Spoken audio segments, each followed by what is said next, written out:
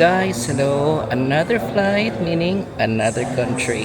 So I'm going to my 24th country, um, to my road to 50 countries, and this country will be a very very nice country, very historic, and I know everyone can relate on this country where I will be going. And guys, just like to share today my experience when coming here to Abu Dhabi Airport.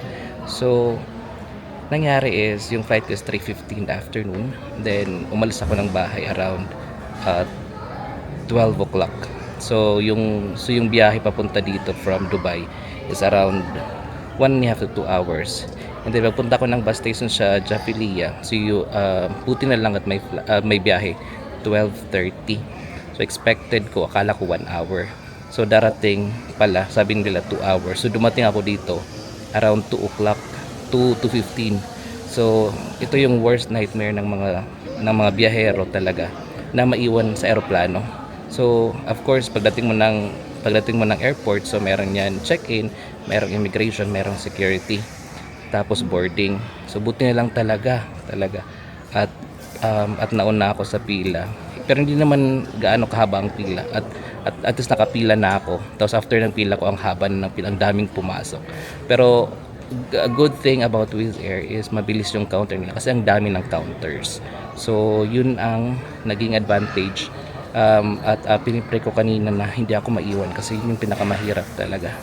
Buti na lang talaga at nakarating ako ng maaga at hindi ako naiwan. So ngayon nandito na ako sa boarding, so nag-antay na lang ng eroplano, na makasakay kami sa eroplano. So guys, see you kung saan naman ako mamaya. Bye! So guys, andito ako ngayon sa Egypt, ito sa Cairo. So na ako sa airport, kakarating lang. So 3 hours and a half ang biyahe. Yan, tahimik.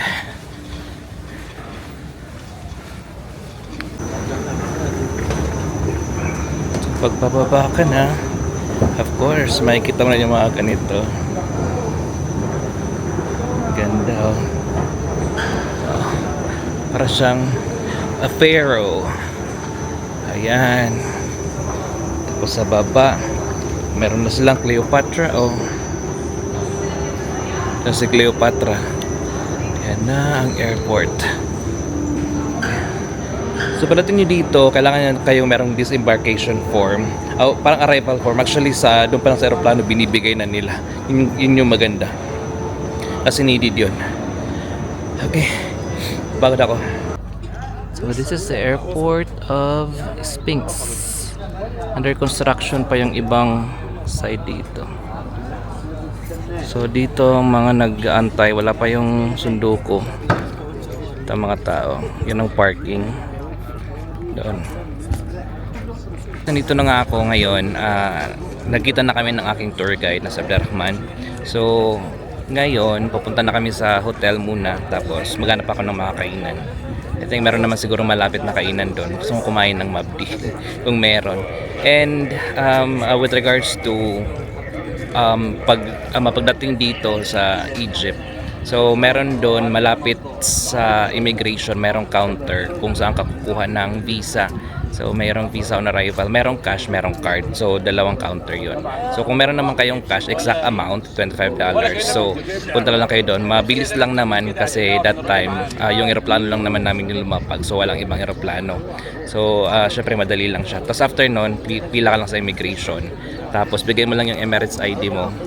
Dapat valid siya for 6 months, at saka yung passport din of course. Tapos yung visa na yun, amistic yun dun sa passport nyo. Tapos dun din mag-stamp sila. So at least merong additional na tawag nito, collection na rin dun sa passport mo. Okay?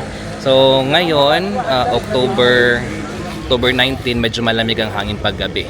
So hindi ako nagdala ng jacket guys kung pupunta kayo dito. So kailangan magdala na lang ng jacket. Pero okay naman ang panahon, hindi naman ganun kalamig. Kayang-kaya naman. Okay? Guys, dito na kami, di ba? So actually kasama namin yung trending na trending na tawag nito, Hi, guys. tour guide dito sa Egypt, si Abderrahman. Yeah. And may kasama din ako, of course, mga Bisaya. Ay, kangit-ngit, pero klaro na siya. Okay na. Ayan. Ay! Ang mga pangalan nila, parang ma-shout out. Hi, I'm Annie. Ani, Hi, I'm Dayan. Dayan, and this is Jason. Char. Abderrahman is here. Abderrahman. Yes. So invite them to come to Egypt and actually guys pinantay niya ako ng 25 minutes kanina. Oh. Kasi andun na siya sa mosque. Tapos tumawag pa ako, na roaming tuloy ako. They arrive early. Yeah. Ano ka sa kanya? Oo. So yun guys, pupunta na kami doon doon sa pinakasikat ng rooftop. Doon sa kanyang White House pyramid The best view. rooftop. Yes. So I cannot say now. Let's see later. Let's see. Yeah. I am very good in critique. So I will check later on if it's good. But first of all, pagdating namin mamaya kakain kami, gutom na kaya girl, di ba? Gutom na kami. Oo. Tapos kanina pala meron akong ikwento doon sa Wizz Air. Gusto kong uminom ng kape. Kasi nga meron akong kinain kaninang biskwit. Tapos nagtanong ako magkano ang kape. 30 dirham. Sabi ko mas mahal pa sa Starbucks, hindi ako bumili. Yun lang. Okay. Ay, ikaw ba yung narinig ko? I heard someone else was the cop. Oo, ganon. Refuse when you Yes, sabi ko 30 kasi, sabi ko, ay mamaya na, sabi ko, ako malapit na rin naman eh. Because doon na lang, meron naman ako dalang 3-in-1 actually. So, ganyan talaga pag biyahe kami, ready talaga. Water. Nakakahiya, girl, no? 'Di ba? Ganon. You will say, okay, anong sabihin mo? Say anything. Say anything. Rahman. See you around. Welcome guys, and we'll see us now. Sorry, in a little bit with the sound and light show from the Ay, rooftop. there is what time? 8:30. Okay, makaka-10 kami, girl. So, okay, meron tayo. Anong oras na ba? So, time check 8 o'clock, so kaya pa. So, 8 o'clock, so yung biyahe namin, pagdating doon 8:30, tapos na siguro. Charek. You're doing Ah? You don't have to pay a See ticket. you! So, the Grand Egyptian Museum, hindi pa siya nag-open. Yeah, it's actually temporarily open, but some sections only or some parts, the whole. But booking will be online. So maybe next time if you come back here, so maybe it's already open. Ay, sige. So, andito na kami. Malapit na kami sa White House. Andito na palang White House. Andyan ang pyramid. May These two pyramid. buildings. Yeah, wow. Malaki na ang White House nila. Mayaman na si Abderrahman. Ito naman yung katabi. Pyramid San Crystal. Capital pa. Okay, so andito na tayo sa White House. Pyramid. Okay, leave it here. See? And the reception. Oh, ganda oh. Yan na sila oh. Hello. Welcome, guys. Yes.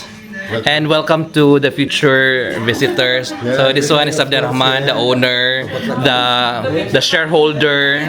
Yeah. Yes. Yan sila, mga taga Abu Dhabi yan. Mga shoutout naman sa lugar nyo. Saan sa Pilipinas? Bukidnon, Davao. O mga Bisaya, mitan nandire karon. Okay. So basta may Passports, guys. show daw 8:30. So kailangan bilisan natin. Okay. Guys, nagkakagulo kami kasi nga nag-start na nga ang show. Pupunta na kami ngayon. Sana yung iba. Ayan. Tayo rooftop. Baka ma-fall ako nito. Ang rooftop ang taas. Here. Ayan. Ayan na ang rooftop. Kakapagod naman. Come on, this way. This way. Where? Here. Ay, naman yung pagkaon mo. عايزين نقعد الناس دي. Sa taas pa pala. Ay. So, ayan. Mag-start na daw ang show.